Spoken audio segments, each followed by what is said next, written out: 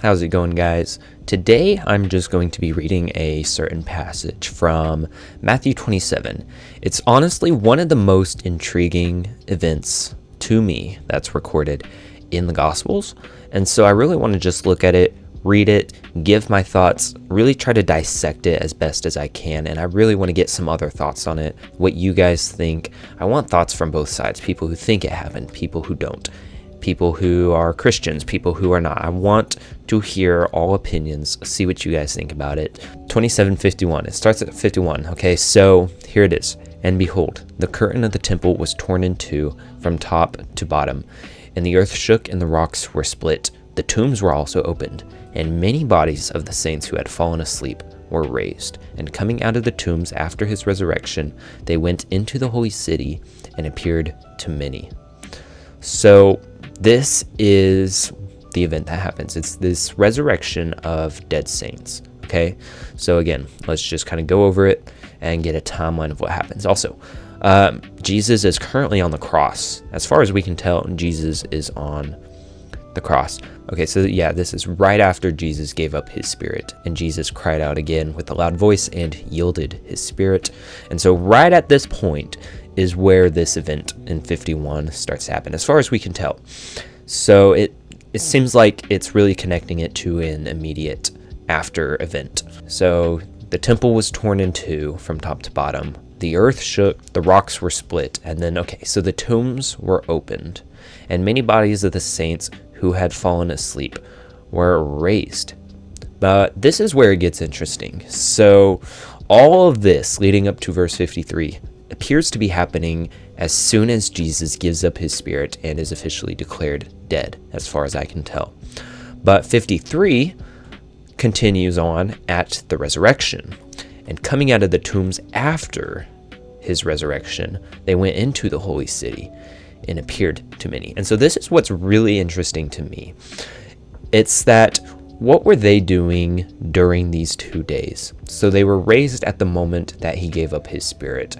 The tombs were open, but were they just like chilling in there? Like what was really going on in there?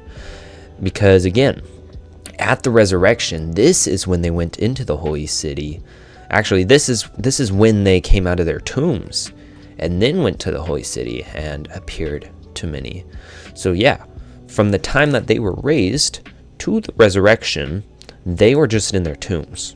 So I think that's a really interesting aspect to cover. But for me, it's just what was, that in between those 2 days, they were sitting in their tombs. I think that's just a really interesting thing. That's what's so intriguing to me, is that there's so much mystery surrounding this event.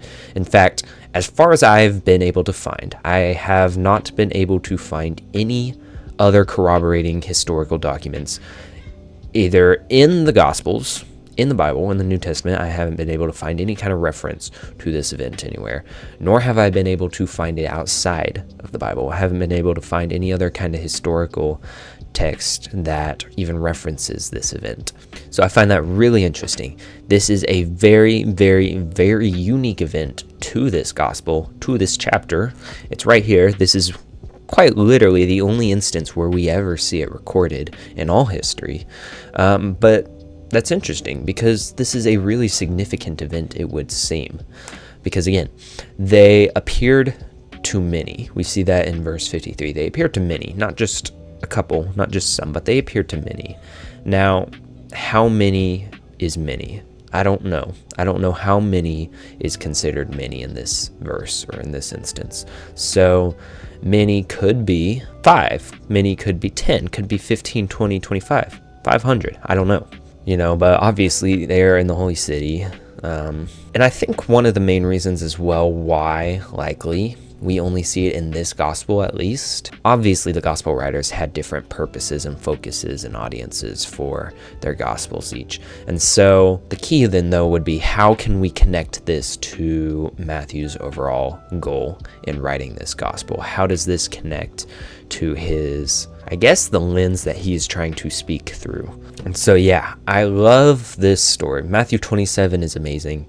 And I really, really do love reading this here. Even though it's such a short passage, it's so intriguing to me. And so I really want to get some thoughts on this. What do you guys think, especially Christians? What do you guys think about this event? And there's different areas that we can cover on this as well. Like, did it actually happen?